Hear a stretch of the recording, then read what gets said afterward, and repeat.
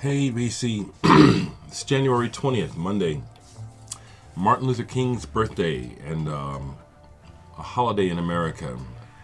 And I just want to talk about that for a minute in this video. So this is not necessarily a music video, okay? I will thank you here again, Sabrina Joy. Thank you for the cup. Don't let the turkeys get you down. I don't let them get me down.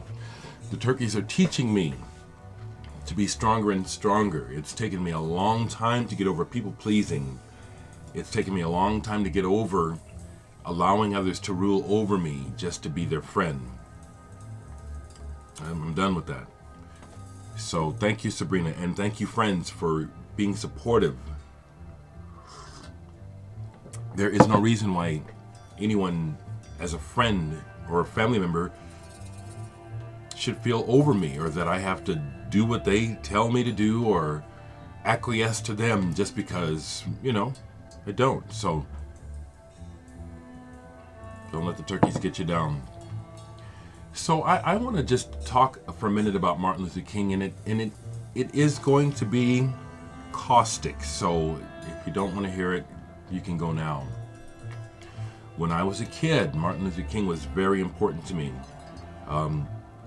I did look up to him. As a child, before he was murdered, he did appear to be the kind of man that I wanted to be.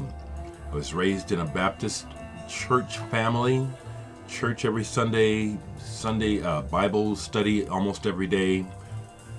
We lived across the street from my grandparents, the minister, so it was our life. And as a result, the minister's importance in the community was established early on to me. And the importance of what people like Medgar Evers and Martin Luther King and other freedom fighters were doing, how they were risking their lives for the to end the madness of racial inequality, to try and raise the dignity of our race, to get the mainstream white world to see that we're people. They had to lay their lives down for that. And the thing that I saw about all of that is that the reality of our country is this country says one thing and does another, which it says we value the truth and freedom and good things, but we always kill good people, like Martin Luther King, like Jack Kennedy. Jack Kennedy was trying to do things that would benefit the people, not the banks, so they got rid of him. Abraham Lincoln, another example, he was trying to do something to help the people and function like a government. Well, banks ain't going to have that.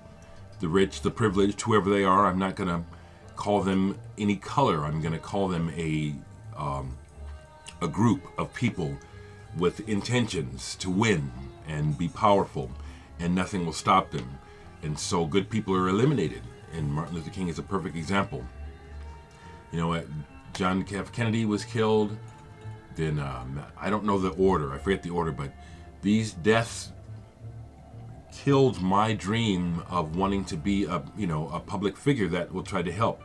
John Kennedy, Malcolm X, Robert Kennedy, Martin Luther King. That was it. When Martin Luther King was murdered, I said, forget it. I see what this country is really about. And we're living in the results, people. As far as I'm concerned, the great divide of wealth between the haves and the have-nots, the growing police state of America, the insanity of what politicians are getting away with, the insane focus of the mainstream media keeping people in the dark.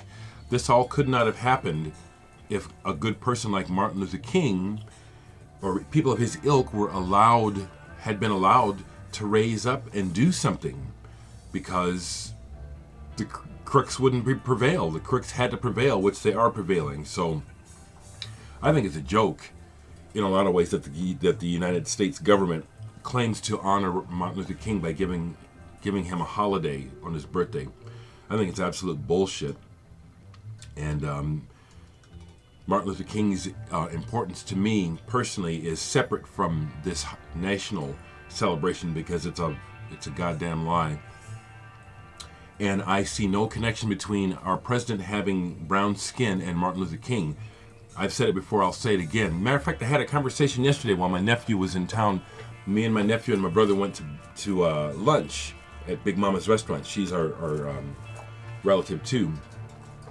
And there was a young man visiting a businessman from out of town, from Florida, black businessman. So we get to talking, and I'm blunt, I don't mince words with anyone. And I said, Barry Soetoro, I'm not even going to call him Barack Obama anymore. He's a fake. He's a liar. And the black businessman said to me, but he's all we got. And I thought to myself, and then I went ahead and said it, that means we have nothing. And I see no connection between Martin Luther King's legacy and Barack Obama's lion ass in the presidency. That's not real.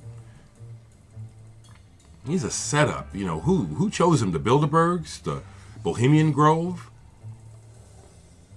There's no connection between Barry Soetoro and what Martin Luther King as a man attempted to do. He gave his life. He knew he was giving his life, and he didn't stop. Barry is just going to take the money